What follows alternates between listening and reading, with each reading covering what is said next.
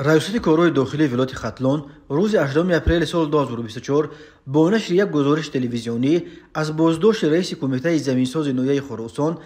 رئیس جماعت به نام هلالی این ناحیه و میانرو آنها برای زمین فروشی، ساختکاری حجت‌ها، قلابی و غیر قانونی جدا کردن قطعه زمین در عوض پاره خبر داد. جالب این است که رئیس کمیته زمین ناحیه خراسان بابا کلانوف محمد زیا سال تولد 1975 و رئیس جماعت هلالی بابا کلانوف مویبک سال تولد 1968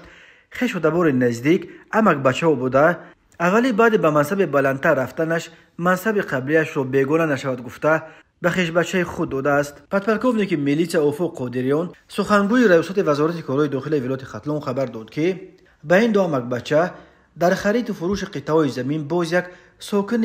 جماعت هلالی چلمتوف قدرت سال تولد 1970 همچون میانرو هم دستی میکرد. گفته میشود بابا کلانوف مویبک که از سال 1991 در ناحیه خراسان در منصب‌های گوناگون کار کرده حال رئیس جماعت هلالی بوده است. در اساس مصلحت پیشکی با پسرعمکش بابا کلانوف محمد زیا که سالهای زیاد به حیث مهندس زمینساز معاون رئیس و رئیس جماعت هلالی کار کرده اخیراً کرسی رئیس کمیته زمین ناحیه خراسان را به دست آورد، زبان یک کرده با میانروی رفیقشان چلمتوف قدرت از شهروندان در عوض جدا کردن قطعه زمین پول گرفتند. از جمله آنها از حیطوف عبدالواحد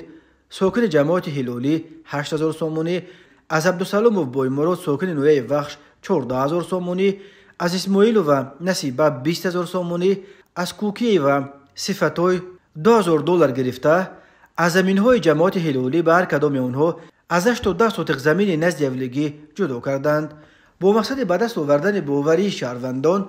و قانون نشان دادن اعمال خود. آنها در کامپیوتر سندهای قلبکی سرتیفیکات زمین را چاپ کرده به این کار افتادگان دادند و ساکنان به سخن آنها باور کرده در آن زمین‌ها الکی خانه ساختند، ولی حالا معلوم شد که این زمین‌ها به این ساکنان غیر قانونی جدا کرده داده شده است. جدا کردن قطعه زمین که به جماعت‌ها و کمیته‌های زمین واگذار کرده شده است در تاجیکستان اولیش روزافزون به یکی از عرصه‌های اعظم فسادزده تبدیل یافته است و قریب بر ما درباره بازداشت چندین مسئول و جماعت‌ها و کمیته‌های زمین خبرها به دست می‌رسد.